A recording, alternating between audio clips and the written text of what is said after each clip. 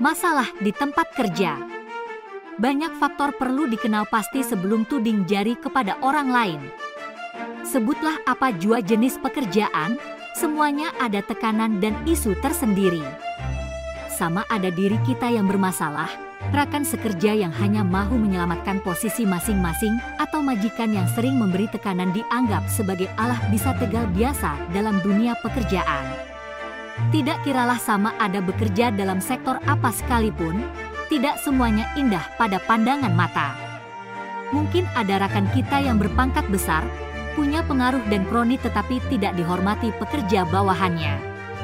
Dan ada juga yang bekerja berhempas pulas dari siang ke malam, alih-alih orang lain yang dapat nama dan habuannya. Begitulah lumrah dan adat bekerja. Tetapi semuanya berbalik kepada diri kita. Tetapi apa yang perlu dilakukan jika Anda berhadapan dengan masalah di tempat kerja seperti ini? Yang pertama, tugas kerja di luar jangkaan. Ada masanya tugasan yang diberi majikan amat banyak dan pekerja tak dapat siapkan dengan sepenuhnya. Malah bukan sesuatu yang asing pekerja membawa balik tugasan ke rumah. Walaupun kita seringkali terbaca atau mendengar masalah kerja dan kerja itu sendiri jangan dibawa balik ke rumah. Tetapi hakikatnya, ada yang tidak dapat lari daripada situasi ini. Untuk mengatasi masalah ini bincang semula dengan majikan dan lebih baik susun tugas mengikut kepentingan yang diperlukan. Mana yang diperlukan dengan kadar segera atau boleh dihantar mengikut deadline tertentu, Anda sendiri perlu pastikan. Selebihnya, Anda sendiri sudah mahir dan maklum dengan cara kerja sendiri. Maka uruskan sebaik mungkin. Selepas itu, konflik rekan kerja. Rambut sama hitam, tapi hati lain-lain. Menjadi lumrah jika terdapat perbedaan pendapat dalam mencari jalan penyelesaian. Tetapi konflik boleh menjadi lebih serius apabila sesama rekan sekerja tidak boleh bekerja sama dalam menjalankan tugas dengan rekan kerja yang lain. Sekaligus akan memberi kesan negatif terhadap productivity. Untuk mengatasi masalah ini, buang jauh-jauh sikap ego dan kedudukan jawatan dalam menjalankan tugas.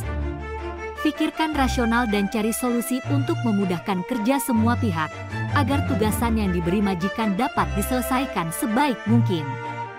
Alternatif lain, fahami cara kerja rekan Anda. Tidak perlu terlalu mendesak, sebaliknya beri peringatan dengan cara yang wajar. Komunikasi adalah kunci untuk selesaikan isu ini. Seterusnya, majikan tidak melihat hasil kerja pekerja. Ada pekerja yang bermati-matian menyiapkan kerja, tetapi hasilnya tak dipandang majikan. Lebih buruk lagi, majikan hanya memberi komen yang menjatuhkan semangat dan moral pekerja. Juga sering terjadi apabila ada pekerja yang bertungkus lumus menyempurnakan tugasan, tetapi kesudahannya rekan sekerja lain yang bijak memanipulasi, pandai, bodek, dan sebagainya yang mendapat nama.